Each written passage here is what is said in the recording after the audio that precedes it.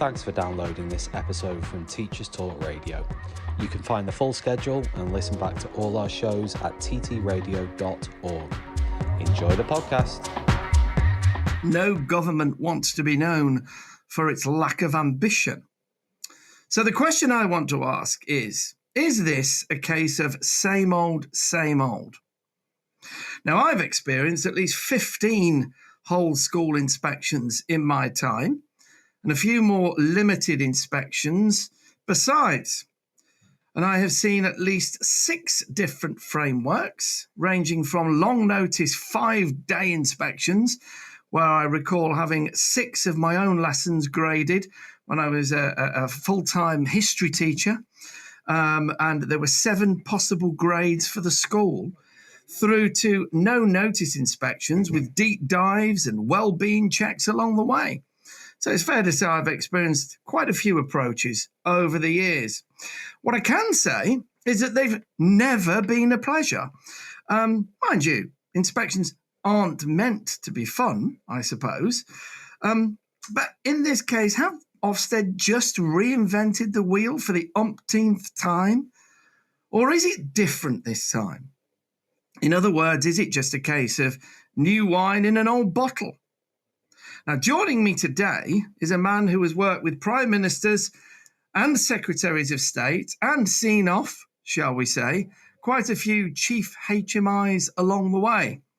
He was General Secretary of ASCL, the Association of School and College Leaders, from 2010 to 2016, and he has remained highly active in many other educational organisations ever since. It is my great pleasure today to welcome Brian Lightman. Good morning, Brian.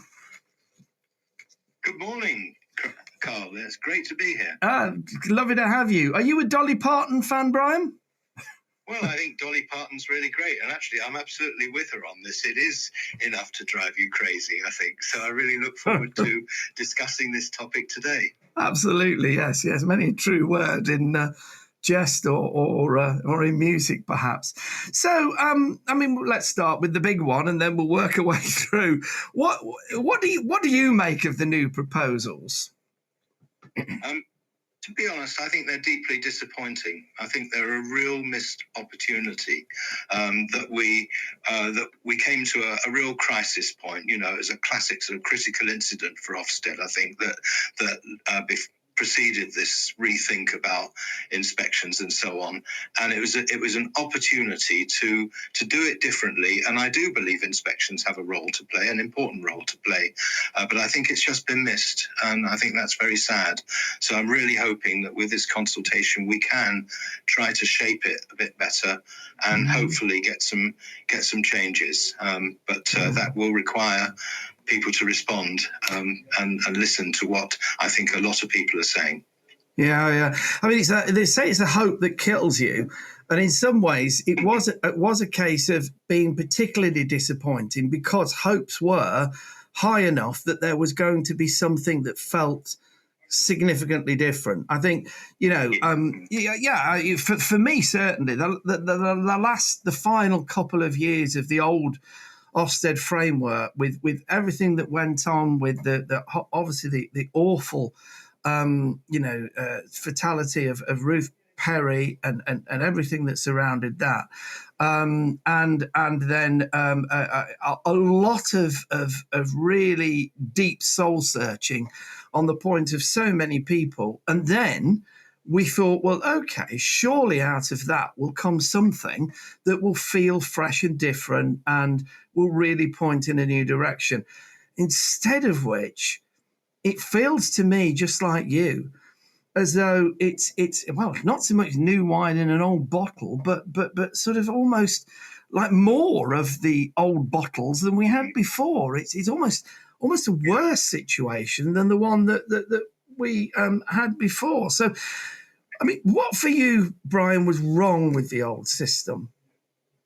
The old system, I think I think there are a number of things. I mean, one of the things I'll say before going into the detail of the old system a bit was that the world has changed. And We now have all sorts of different structures in our system, not least academy trusts, as well as maintained schools and all the rest. And if you've got academy trusts who have got sophisticated structures in place to monitor and evaluate the work of their individual schools and hold them to account and so on, then the role of inspection has to take that into account. So I think there are things like that are external factors. But in terms of the inspection system, I mean, the first thing I'd say is the pressure, which just got ridiculous. I mean, in my time in Askell, I saw so many good school leaders losing their jobs, basically, whether through resignation or being pushed out because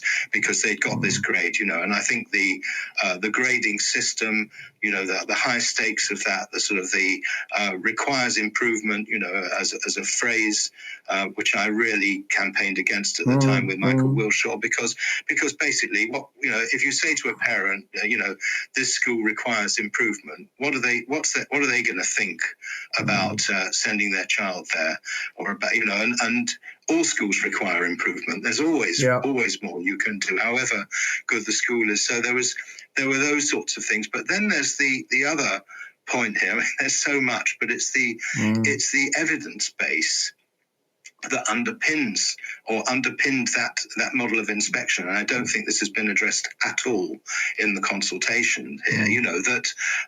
If you've got a couple of people coming in, and it might be, I think you had 5, didn't you, when you were inspected, which is quite a lot actually by some measures, but quite often it's just a couple of people. They're there for 2 days, but effectively it's a day and a half because they've got their meetings and things in the second afternoon. And they're making all these judgments about the school, and then they go and do what they call a deep dive, which is a conversation for a couple of hours, in a department. Now, I can talk about my own experience as an inspector before, because I was trained as an inspector. You can't assess the work of a major subject area in that amount of time. So I think these judgments that were being made, which are so high stakes, were very, very I'd question their validity and their reliability. No, I think so. I mean, without wanting to get too specific to the last of the inspections that I experienced, it's absolutely the case that you're thinking, well, these are really complex issues. Any school has got lots and lots of layers and all sorts of complexities, and to be making judgments of that nature with those implications with such little time. And as you say, we were blessed in that sense with a pretty decent number of inspectors, but so many schools don't get that number, and it's just too important to get wrong. And yet it runs very very high risk that will be the case. The other thing, Brian, that always struck me, how you felt, but was it's the dinner party perception. So it really resonated when you said, how is a parent going to feel if their child's school is requiring improvement? Well, there you are. You're sitting at the dinner table. You're passing around the wine, and it's which school are you going to send your child to? Oh, well, we're sending it so and so to this school. Oh, and they're requiring improvement, and it almost feels to the parent when they say that as though they should be slightly apologetic. They should be embarrassed by it, and they probably then have to come in by saying, "Oh, but actually, I think it's really good. Despite that, I think it's really good," and you're already putting people on the back foot, and that's the public nature of it that I find so difficult. That it's everybody then feels shamed almost by the result. And there's the other factor there, of course, is that if I've got a child who's coming up to transition into secondary school, and I do my homework and I look at all the secondaries in the area and their Ofsted judgments and base my decision on those criteria, then remember that my child's going to be in that school for 5 or 7 years, during which time there may be a completely different leadership team. The school may go up or down and change dramatically. And so, and most schools do change substantially within the course of 5 years or 7 7 years, for better or for worse, So I think it can be quite misleading in that way. And I mean, I always used to say to parents, for goodness sake, come into the school and see whether you think your child will be happy here and successful in our school, or whether you feel that it's right for you, and come and look in the classrooms and speak to the children and see what it's really like, and that's how a parent should make a decision. And I think some of the media and government representatives often, they put up inspection as the way of finding out whether a school is any good for your child, and it isn't. And your child might be far more or less successful than my child in a particular school because of the nature of that school's values and priorities. And my child's strengths. Well, everything is so driven by context. And you're absolutely right, of course, that so many things can change. Well, I mean, not just within the school and the leadership team, but also in the world outside. So somebody could have been inspected in 2019, pre-pandemic, with one set of circumstances, profoundly different set of circumstances, only a matter of 18 months later, and yet theoretically the same framework. And it's simply at that point surely unreasonable to be judging people in the same manner when things had changed to such a degree. So, and that's before, as you say, personnel change. I do think there is a good thing, therefore, in the new proposals. I'm trying to be as constructive as I can. In that, I did notice that the idea is that schools that are in it's requiring significant improvement, I think, is one of the things, the phrases. They'll come back with monitoring inspections, and that those monitoring inspections can be turned into full inspections quite quickly, with the prospect that things can turn around quite quickly. So you're not stuck with a label for a long, long time, at least in theory. I thought, well, that was reasonable. Yeah, I think it is, and that was one of the things that came out of the discussions on safeguarding, wasn't it? That if a school is falling foul of some of the sort of the administrative requirements of safeguarding or something like that, that's just a question of put it right, and then we can move on. The only and I do think that's that's a good point. I think the only thing that is unclear at the moment, of course, is the role of the RISE teams, which the government's putting in place, because what you could end up with is monitoring inspections with Ofsted, a team coming in from outside who don't know the school and are starting from scratch, and also whatever the trust is doing if it's in an academy trust. So it needs to be a coherent approach. We certainly need to be able to support and provide the necessary help or intervention, challenge, whatever, for schools that are underperforming. But it needs to be a coherent approach, and I don't see that yet. I hope that will come out of the developments. But I agree with you that that's got to be in place. But that's a very small number of schools that need that sort of help. One of the things, we'll probably get onto the toolkit later, but one of the definitions of attention needed in the consultation was that the school already knows about those issues and have the capacity and the means to address it. So if you're putting a big red flag like the attention needed thing, and it is in red, that is going to give a message to parents and to the outside community that does not suggest that they've just identified it as something they need to work on and are indeed working on. Absolutely. Can I ask you just to expand a little bit on your thoughts of the potential role of RISE teams? Because it does seem to a lot of people that there's some ambiguity at the moment, and that might be because there is genuine ambiguity that actually that battle hasn't worked its way through the political system, as it were. But Ofsted and RISE, do we need both? Should we have one or the other? What are your thoughts on that? Well, Ofsted, although they don't necessarily describe themselves as such, they're effectively a regulator. Yeah. And they're looking at compliance with things. And I think there is a real grey area here in what Ofsted are trying to do there. Because they're not there to, people might regret that. When I was in Wales inspecting for Estyn, which has a different culture, but is the equivalent organisation for inspection in Wales, part of the role was there it was reasonable to give advice to the schools and talk about areas for development a little bit more. But the RISE team is therefore there to follow up. But the issue here is what we've got at the moment is an announcement.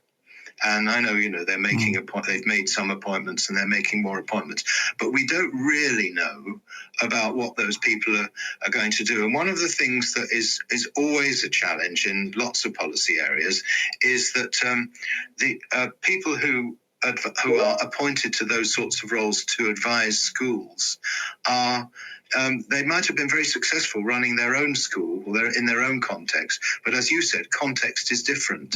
So will they understand the context of if they go into your school in Rutland, or if they go to another school in Oldham or in Sheffield, or a coastal context? These are very different things, and they're going to have to be very good at understanding the context of those schools. Yeah. And I think of my work as a school improvement partner with some schools there, where I've visited them over years and spent numerous days in those schools. And now I know those schools well enough and their context to be able to recognise, no, that wouldn't work here. That wouldn't be appropriate for this school, but it would be for the others. So I think the role of the RISE teams has really got to be thought through. Yeah, I mean, part of me thinks that actually the RISE teams could potentially be a much more powerful force for school improvement than Ofsted has been, because I do think having that relationship with a group of schools and an understanding of the context in which they operate is critical to be able to give them a proper way forward. And I do think that therefore, there is even the possibility that we could have RISE taking on more of a role in a regulatory manner, do you think? Or would that be a mistake? No. I don't think in a regulatory manner, but I think in an advisory manner. But again, it would have to be it would have to be alongside, or to clarify what the role is of trusts. Yeah. Because for example, the trust that I'm on the board of carries out quite detailed reviews of all of its schools with a team of very well qualified people to do that. Now, even if they've got schools which are struggling, they have the wherewithal to deal with those things. So they don't really need a number of people coming in from outside, I don't think, to help that. But I think there are others that might. So I think all these things are quite unclear. One of the things I would say as a positive is when I was a head, one of the most useful documents that I referred to all of the time was the handbook for the inspection for schools, with the framework and all the criteria. Yeah. Not because we were preparing for inspection so that we could jump through hoops of the inspectors, but because it had very carefully and well worded definitions of what effective practice might be in every area. And we were able to evaluate our school against those criteria. Yeah. And what we then did when we were inspected was to say, well, we think we're pretty good at that, or we think this is an area we've recognised, this is an area we need to work on. And I think that's where a good Ofsted framework could be very helpful. And then what Ofsted would do would be to validate what the school's self-evaluation effectively of where it is against that. So, because you're a head, Carl, you know your school pretty well.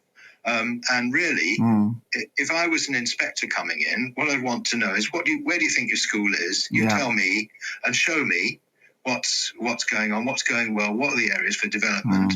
And if I think I'm not sure if he really has got that, then I'd tell you, that would be the sort of conversation we'd have. But otherwise, we'd go away and say, yeah, they know their school well and they're doing the things there, and all the indicators that we've got are showing that it's on the right path. And sure, thanks very much, goodbye.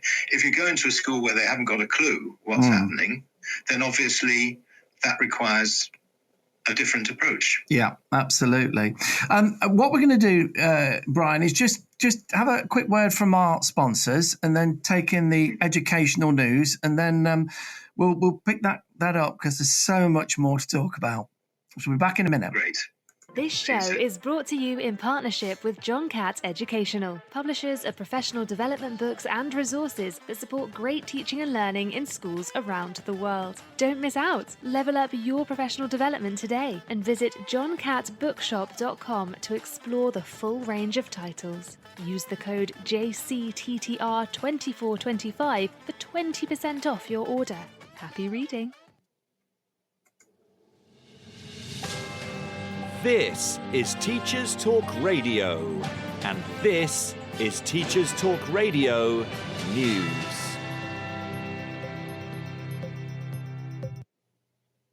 To Schools Week, Oak National Academy have announced the appointment of a new interim CEO. This comes as the online school sets a leaving date for its current boss, Matt Hood, now due to step down at the end of March. Director of Product and Engineering John Roberts is named as the temporary leader. Roberts was part of the team that launched the organisation 5 years ago. In the article, Roberts is quoted as saying, "Oak has an important role to play going forward, supporting curriculum standards, tackling workload and innovating using AI." Matt Hood had acted as interim chief executive since Oak became an arm's-length public body in 2022. The recruitment process for Hood lasted a year, and the Department for Education confirmed his appointment to a permanent position in May 2024. Oak have stressed that Hood's permanent replacement will be selected following the principles of the public appointments process. Schools Week reported in November that a judicial review of the decision to turn the Oak National Academy into a government quango had been put on hold due to concerns expressed by other groups that Oak would pose an existential risk to their sector. Oak published its last impact report in October, which said more than 1 in 3 teachers had used Oak resources between February and July last year. Almost 75% said its resources had saved them time over the same period. BBC Tees focuses on the issue of young carers being, in the words of a local head teacher, unfairly marked as late to school as a result of having to drop off siblings. 4 areas in the northeast of England, including Newcastle and Sunderland, have the highest rate of school absences in the country, according to the Northern Powerhouse Partnership. The head of a school in the region spoke to the BBC and said it was unfair to mark child carers as absent because they had responsibilities, such as helping a disabled parent to get out of bed. He went on to say that changes to attendance guidance had created an unfair system, meaning lateness after registers closed resulted in a U mark for an unauthorised absence for a morning session, even if the pupil was only half an hour late. The head teacher went on to say that the reality was that these pupils were at school most of the day. Analysis of the Department for Education figures by the Powerhouse found that the top 9 areas for unauthorised absence were in the north. Northern Powerhouse Partnership CEO said the figures were indicative of high levels of deprivation and an educational north-south divide. A spokesperson for the Department for Education said it had inherited an absence crisis, but was laser-focused on tackling the problem. The Guardian covers a story about a secondary school head teacher who has obtained a court order to be paid damages in the settlement of a legal claim against abusive parents who he alleged launched a campaign of harassment against him. The head teacher was successful in his claim against the parents of 2 former pupils who he said had been harassing him since May 2023. The parents' alleged behaviour included starting an online petition to remove the head teacher from his role and establishing Facebook groups and Instagram accounts which encouraged online abuse against him. The couple were also accused of confronting the head teacher and the school's co-chair of governors outside their homes, although the couple denied this. The legal settlement was reached in January and the couple agreed to pay £10,000 in costs and damages, and agreed to multiple restraining and non-harassment orders. Full details of the story can be found online.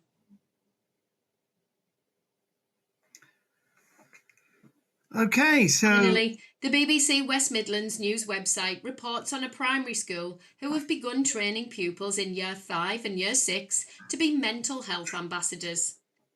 The school in Wolverhampton has begun teaching a programme to help children manage emotions following investment from West Midlands Violence Reduction Partnership. 20 pupils, including those with special educational needs, are being taught how to be upstanders, so they can look out for younger children. Upstanders look out for those who might be being bullied and show that bullying is not okay. The upstanders wear high visibility blue jackets on the playground during break, and younger pupils can ask them for help. The scheme has had a positive impact on the school, says the report. This has been your Teachers Talk Radio News with Joe Fox. Okay, so we're back from the news, Brian. And I really would like to start off with, you were talking about, well, as an inspector, you would go into a school and you would expect the first conversation to be, okay, so where do you think the strengths and weaknesses are? What do you think the strengths and weaknesses are of the school? And that leads us into why then school evaluation forms, or SEFs, became a thing. And that seems perfectly reasonable. Now, I read in some of the consultation papers that we don't expect schools to produce a self-evaluation form, or certainly to hand it to an inspector. But then in another part of the consultation paper, it makes it clear that inspections should start with leaders' self-evaluation based on the toolkits. Now, those two things don't quite match up. So I'm thinking as a head, the obvious thing to do will be to take the toolkit as my starting point, and build a version of a self-evaluation form around that. Now, am I missing something, or am I just being a bit cynical here? I don't think you're missing anything, Carl, but I think, my question would be, why on earth wouldn't any good head teacher want to produce a self-evaluation of their school? And why wouldn't any governing body or set of trustees expect or want to see that, want to be aware of that, Now, I don't think we need a one-size-fits-all form. And I'd be really opposed to that idea, because I think, and yes, you would obviously use the framework to write your self-evaluation, but I think it's a really important thing to do. And if I can give you one anecdote, my first headship, the school I went to, let's just say a lot needed to happen very quickly in that school, and we were inspected quite soon after I'd taken up the post. It wasn't very long before that, and we'd had some time to start putting things in place. So I wrote a very detailed self-evaluation. Now, I did that in advance of the inspection, but I didn't do it for the inspection. I did it for the governors, for us as a school. It was very detailed. And quite lengthy, and I shared it with the staff. And some staff didn't actually quite like to see such a detailed self-evaluation, because I was clear about what needed to be done. But that was the starting point for the inspection, and I gave it to the inspectors.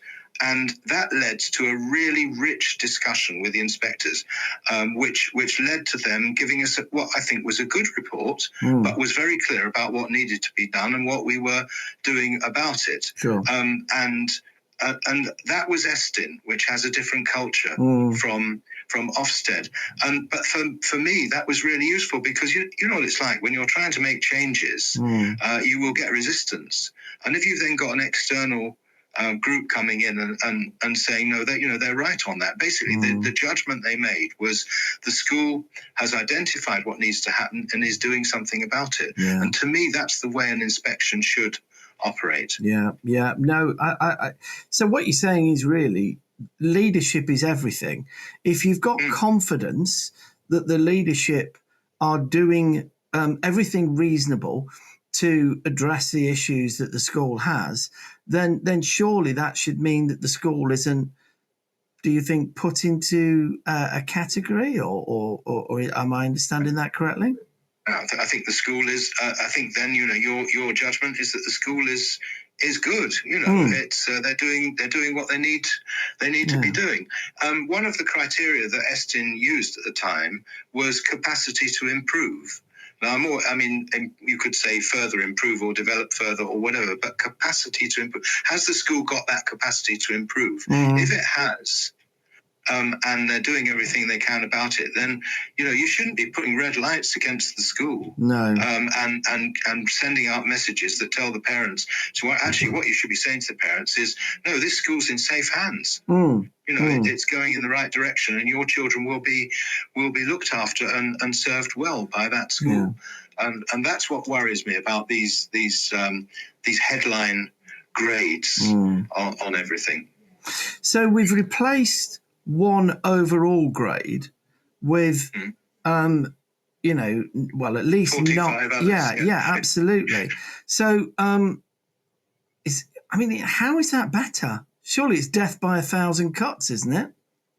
Well, it is, and the thing about it is it brings into sharp focus this point about validity and evidence. Yeah. Because how can you possibly, in that period of time, make judgments which are so nuanced about every single one of those headings? And I just don't think you can. I don't think you can put a number against all of those things that quickly, And what you can produce some sort of general points about it. But I do think the school could. But I don't want them to grade it and publish that. And that's it's what you publish as well. If you publish grades like that, it just makes it so simplistic, and it sends all those messages we've talked about. And the concern, the lack of confidence in the community about it. Your intake drops. Your parents don't have confidence in the school. And those sorts of things. Yeah, because in the consultation paper, I noticed they ruled out the possibility of a binary model of inspection where it was simply, kind of met the standards or not. And they did that on the grounds that, well, it doesn't give you enough nuance. It doesn't give the parents enough nuance.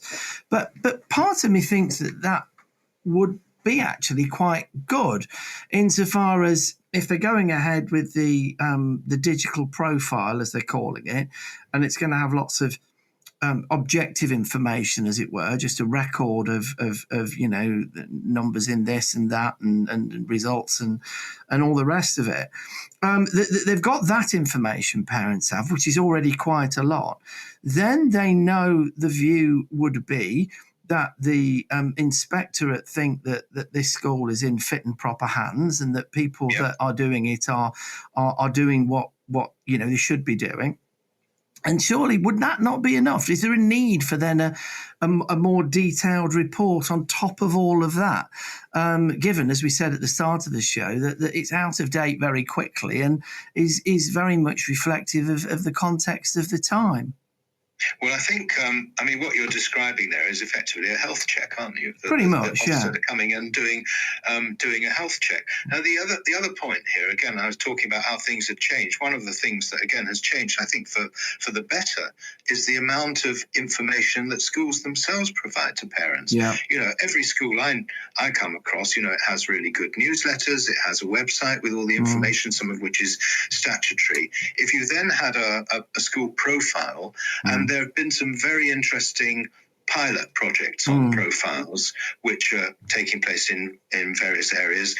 Camden Learning Partnership is doing one. That's the council's education provision there, and that contains all that data, but also it has space for a statement maybe from I think they've got statements from the staff, from the head, or from the governors. They've got statements from pupils, can go into those sorts of things as well.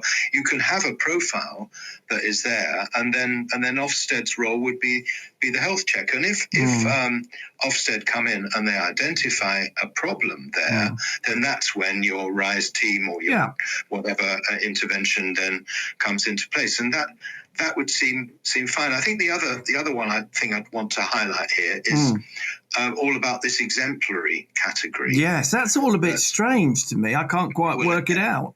I can't see how it would work because they only inspect a sample of schools each year, so they're not going to be able to get a real picture across the country.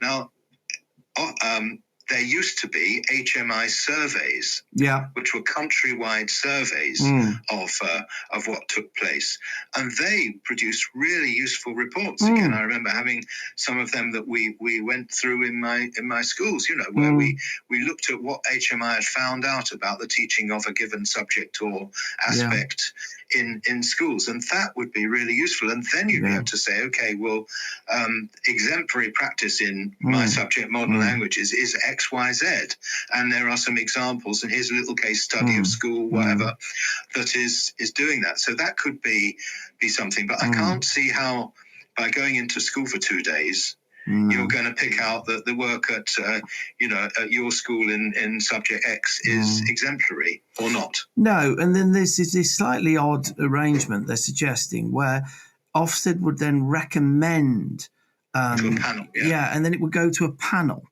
And then a panel would decide whether, I'm not sure why an extra layer is required. I don't know. That might be something I'm missing there. But it all just seems a little bit convoluted. And as you say, 2 days surely isn't enough. Would you be in favour of going back to the days of, week-long inspections or something like that? Well, I think realistically, the problem there was the cost, wasn't it? Yeah. I remember we had 20 or 21 inspectors coming into the school for a week. Now, I think sometimes that sort of inspection is very valuable. And again, what you could be saying is, look, here's a school that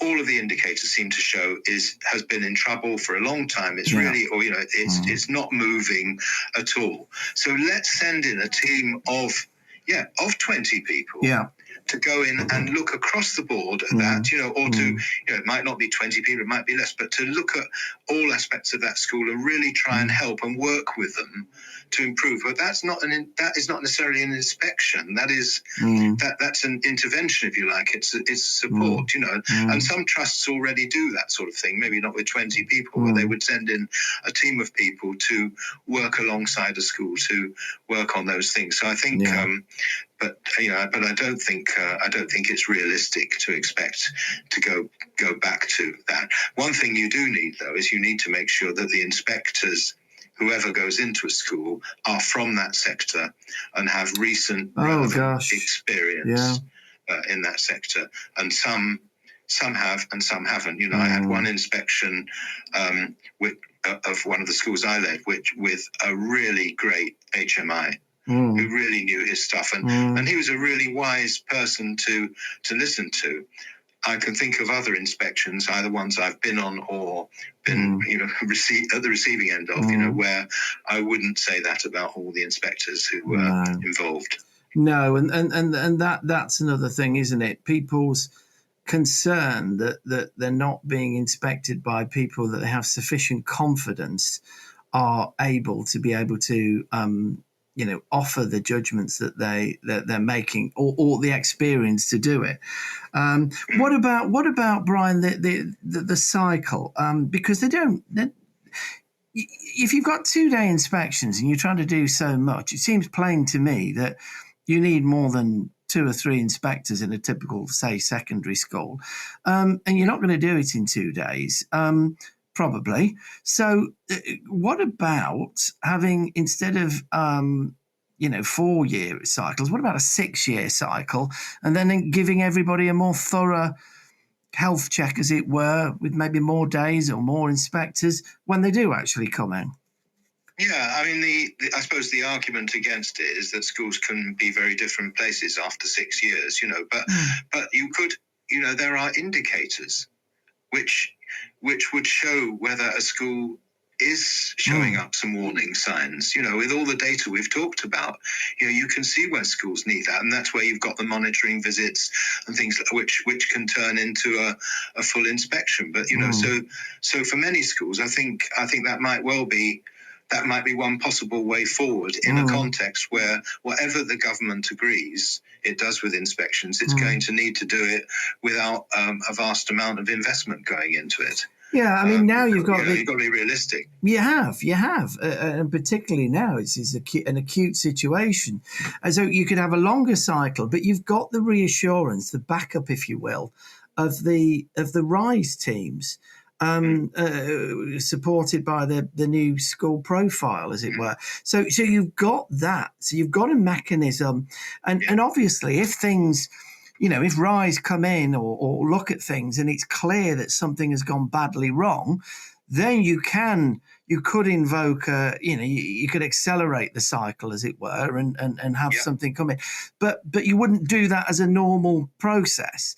And that would be a way of taking some of the pressure out of the system, and also making it possible to deliver inspections that were of a sufficient quality and with the resources to make them work, and to be able to do it in a way that the government can afford. So I don't know. I mean, it just strikes me. Yeah. I mean, one thing that has at various times been suggested and raised is to bring back the idea of regional inspectors. Yeah. So that there is an HMI in the region. They may be attached to it would make sense for them to be a clear link with the RISE team there. Yeah.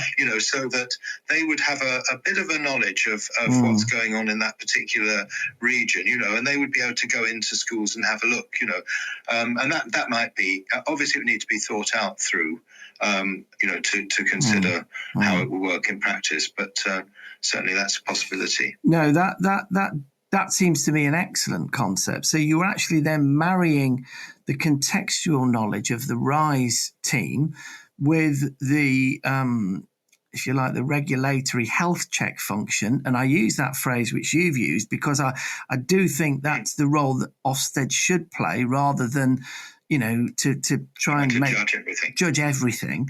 I think that would be a much improved model, and I think that the profession would, especially if we had I'm suggesting 6-year cycles, but with the facility to accelerate that where there were issues that arose because the RISE team had identified them through the school profile or any intervention work that they'd undertaken otherwise.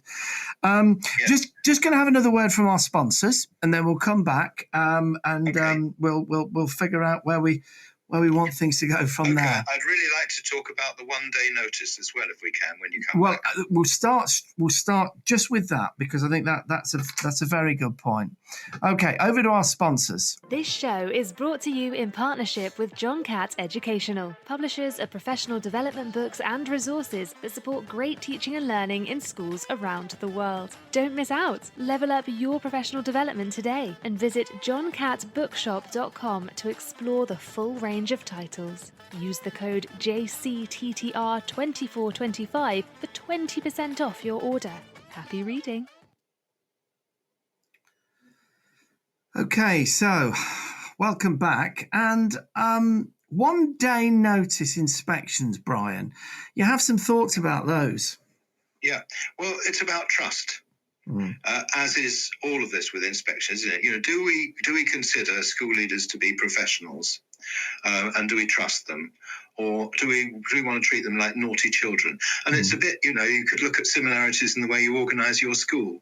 Couldn't you? Do you trust your students a bit, and give them that responsibility? Or do you constantly feel you need to sit over them and do that, And so there were all these stories, many apocryphal, about schools that hid children from inspectors and all the rest there. I personally wonder what on earth the inspectors were doing if they could really not identify who was being hidden there. All you need to do is go onto Sims or whatever. But anyway, I worry about that one-day notice because it's incredibly disruptive. Okay, they've moved it to a Monday. Very nice. Okay, so we know that. So you're sitting in school on Monday, and on Tuesday you've got all sorts of exciting things going on in your school, and they go by the board. Or you as head teacher need to be somewhere. You're planning to go to a conference on the Tuesday or a local authority meeting. You can't go to it. It just seems ridiculous to me. That we can't be a bit adult about this and give a bit more notice, and basically where you are in the cycle anyway. So you're going to make sure you're inspection ready under the current system. So and I know schools that have been actually one school I worked with, it was like a sigh of relief when they'd had the inspection, because for the whole time they'd been focusing on that, and once the inspection had happened and it all went okay as we knew it would, but you never know, do you? But we expected it to go okay, and then they could suddenly start talking about the things that they really needed to talk about. Absolutely. Which were their priorities. Yeah, I couldn't agree more. I mean, another scenario that I've come across on this one is, you've got important interviews lined up. You've got a bunch of people coming from all over the country, and then suddenly you're having to tell them with very little notice, sorry, folks, but you're not coming. We're going to rearrange it, with all the implications that has for people booking trains and goodness knows what. All these things are avoidable. I mean, what would you say? I mean, we used to have a system where you'd have notice of several weeks, didn't you?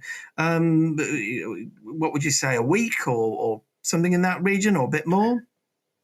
I'd say a bit more than a week, for the reason you've just said there, because if you are going to have to move things around, and hopefully you wouldn't have to if the inspections were more intelligent, as it were. But at the same time, if you've got people, you've got key people who are going to be out. If I know my deputy head is going to be out that day, I don't want the inspectors coming in when that person is the key person to talk about major aspects of the school. So I would say a couple of weeks, maybe 2 weeks, I don't know, something like that. And really, the idea that schools can suddenly transform a chaotic school into a good one in 2 weeks or even 3 weeks is ridiculous. No, it is. And as you say, if inspectors were that easily fooled, you would have to ask, what's the quality of the inspection? So no, I think that would also help. So some simple things here, which even with the current framework as it's being proposed, some simple things which could make the process more affordable, take quite a lot of the most intense stress out of it, and help to reconcile the competing roles and the ambiguity on those roles between Ofsted and the RISE teams that we've now got. So, I mean, there's some really, really good thoughts there. So, we're in the middle of this consultation. Where do you think the government goes? Because I'm not expecting that it's going to suddenly say, no, we've got this all wrong. We're going to go back to square one, and you're all right, and we read this incorrectly. So how can the government handle this situation? Because I don't think they want to be at loggerheads with the profession. I don't think they do. Of course, at the end, this is Ofsted's consultation. So the key issue is how the chief inspector and his team respond to this. I think hopefully they will go back to this and say, okay, well, look, we've got some really helpful feedback here, and let's go back to think about how we can make some improvements to that, and let's talk to the right people as well. I mean, Ofsted set up a number of groups to consult with when they at the beginning of all of this, and what is the role of those groups? Are they really being involved in this? Are they really being listened to? And are they the only people who are being listened to? Because there are all sorts of other people who might have experience on this. So I think one of the issues here is that I think one of the best things they could do would certainly be to do something about the timescale on this, because it's rushed, and we don't need to race into a change straight away. We're okay at the moment. We just need, and they have done. They have taken steps about some of the things that were leading to the sort of the risk of the awful things that happened to with Ruth Perry's death. So hopefully, we could afford to have a bit of a respite here, and just sort of a step back and think about this, and have a more a response that really considers what everybody said here, because I think there are a lot of people who really feel they want to help with this, because we're not saying I think there's a very small number of people who are saying get rid of inspections, abolish inspections, abolish Ofsted, all that. That's the majority of people are not saying that. I think they're saying let's just make it a more intelligent process to help work alongside professionals. And alongside that, I think there's got to be much more joined up thinking with the DFE, and I don't know, I'm not party to what the conversations are at the moment, but need to make sure that the report card, or whatever it's called, and the profile are properly aligned and complement each other. And actually, whether it's a report card from Ofsted or whether it's a, what it is, surely it just be feeding into the profile. So. Yeah, I mean, it seems to me they've said, haven't they, that there would be no inspections in term one between September and October, or that 6-week period, but then inspections would start from kind of early November or late October 2025. Now that's okay.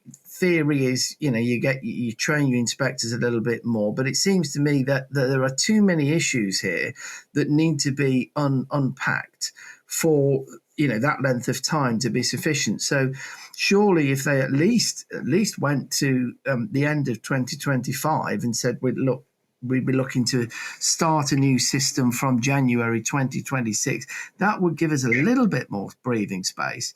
And I can't see what the political fallout would be. I don't think there'd be, thousands of people saying, oh, this is, dreadful, the government's destroying our children's education or so on. I mean, it wouldn't be reasonable. I think most parents would be pretty fine with that and would go with it.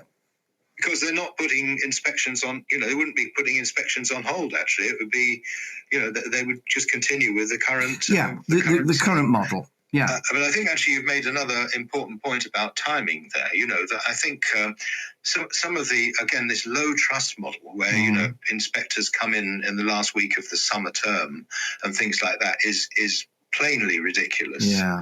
They again, there are times of the year where it's just not helpful to come and do an inspection in that way. We want to be able to see the school as it operates normally. And if people are organising lots of trips and things like that in the end of term and doing things that really enrich the experience of students, then that's not the time to be doing a full inspection, so I think there are some issues there as well. No, I think so. I think it also that just illustrates the fact that just coming in at one moment in time is probably not the right way to be judging how effective a school is over time, because every moment is different. It's I'm a football fan, and you wouldn't sort of go into a game at 42 minutes and say, right, I'm going to make a judgment on the quality of that game based on what happened in the 42nd minute, because that might actually be very different to what was going on in the rest of the game. And of course, you make that point, and that is highly relevant to the thing about visits to lessons. Yeah, because I mean, you can see certain things when you drop into a lesson for 20 minutes or 10 minutes or so on, but you're not seeing a whole lesson. No. And certainly when I did inspecting, we went into a whole lesson. And I think you should. And then we saw the beginning, the middle, and the end, you know, and you saw what the children were getting out of it, because otherwise you go and maybe see a bit of a performance at the beginning by the teacher, but you're not seeing the children engaging, and you don't see what it's led to. You know, has it actually, what have they learned during that lesson? You know, and I think that's an important point. It's it's like a sort of, it's like taking the concept of efficiency and applying it inappropriately, in that it's saying, well, if a lesson's efficient, then that 20 minutes will have, you know, all the key ingredients that I need to see. And of course that's nonsense, because, you know, learning it happens over time, and it's spiky, and sometimes it'll be, you know, just a slow absorption. Other times it'll be an immediate, you know, it's too complicated to just reduce to such a brief and simple, you know, process.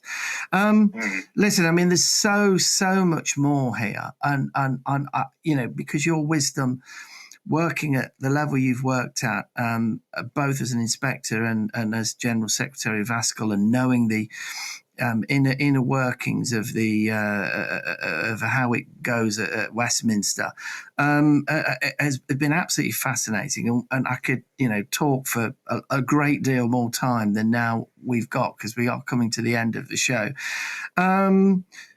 If you had one thing to say to Martin Oliver at this point in time, what would be your one thing? I think I'd say to him, we are all in the same place on this. We all share the same aspiration. Our aspiration for all of us is for the children in our care, the young people in our care, to get the best possible start in life and the best possible education. So let's really work together to make this really, really effective. And we want to help. And please engage with us.